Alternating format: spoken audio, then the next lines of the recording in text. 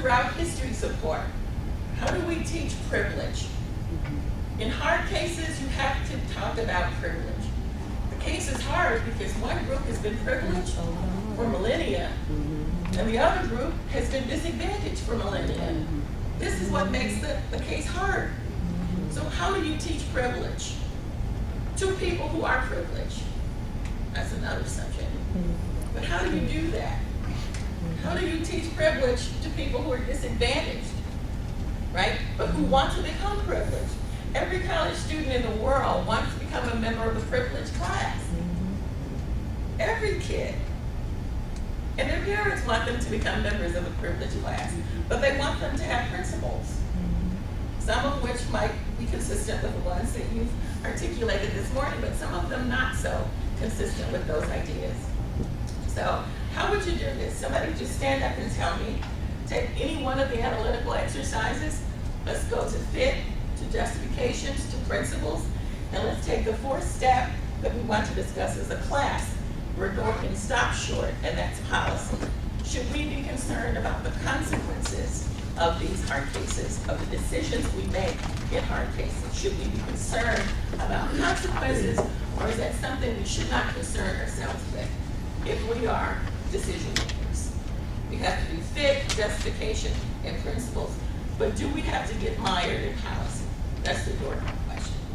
Okay, so anybody, just stand up, take one analytical exercise, talk about fit, justifications, just give us maybe 3 justifications, and then principles.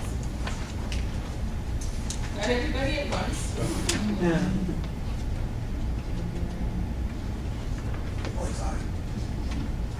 What is it? That's the material. Yes.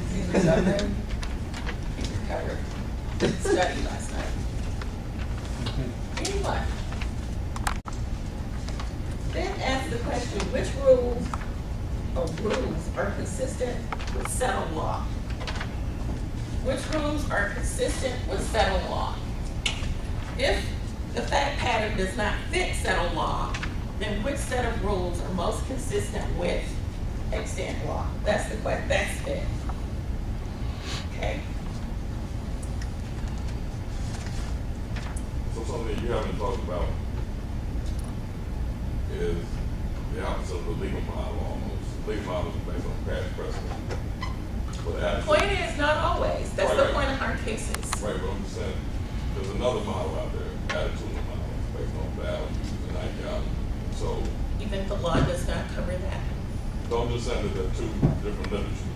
Yes, No, I haven't created my argument yet. please.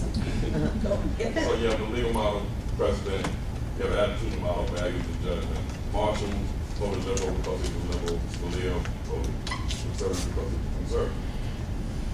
So in terms of the normative prescription that you have at the end, the policy making, whether or not we should actually be engaged in what ought to be, what should be. The normative Moving questions. away from the empirical, what the facts are.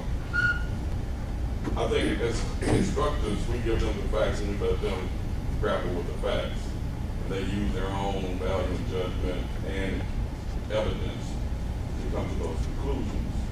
Dorkin would say, as a teacher, you must allow students to find the facts. Right. And you must allow students to deal with whether or not the facts fit the settled law. Forget settled law. Do the facts fit the existing norms? Because that's all settled law is. Okay? So students have to wrestle with the fact pattern. Just as they would wrestle with it as first-year students in law school, they should wrestle with it as first-year students in college. What are the facts? That's an inquiry. The student as investigator is the model we're trying to build into this project and into your teaching.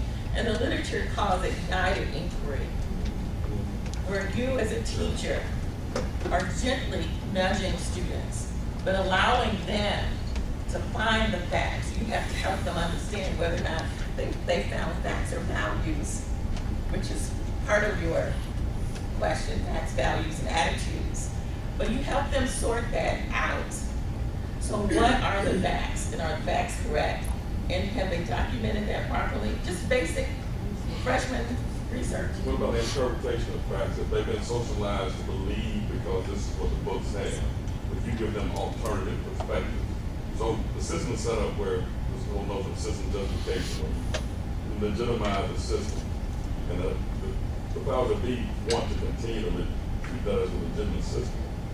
So you never incorporate an alternative perspective because you want to keep the same structure.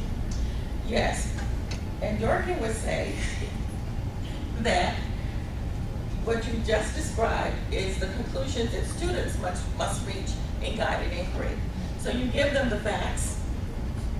You as a teacher would say your facts are wrong or right, or that it's documented properly or improperly. And then you move to justification, and then you can say to them, okay, but you're only justifying the facts based on the existing norms. And the existing norms don't support bringing in the out group. The existing norms support a system of privilege. So if you're looking as a social scientist at systems theory, where maintenance is a primary value, in systems theory, we're trying to maintain the status quo, right? So the first day you go into your theory class, when you were graduate students, your professor gave you this, at least in social science. You had to read Harkins,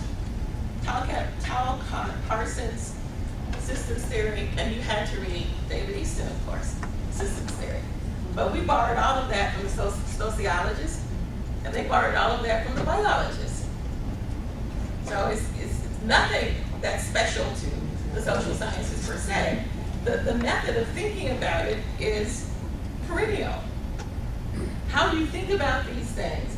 Everybody knows in every society that we have rules because we want to codify norms. We want everybody to understand basically what is required to live in a society where we don't beat each other up every day. What are the rules? What are the norms? What are the regulations? Right? And so DeAndre is warning us against the kind of teaching that would take our kids to a systems place. So Dorkin is with you. He would say, you're absolutely right, because the systems place, the existing system, is just one justification. But he wants justifications, plural. So even if a kid believes in systems theory or the status quo, as a teacher who is doing guided inquiry, your job is to tell the student, now change sides, change places.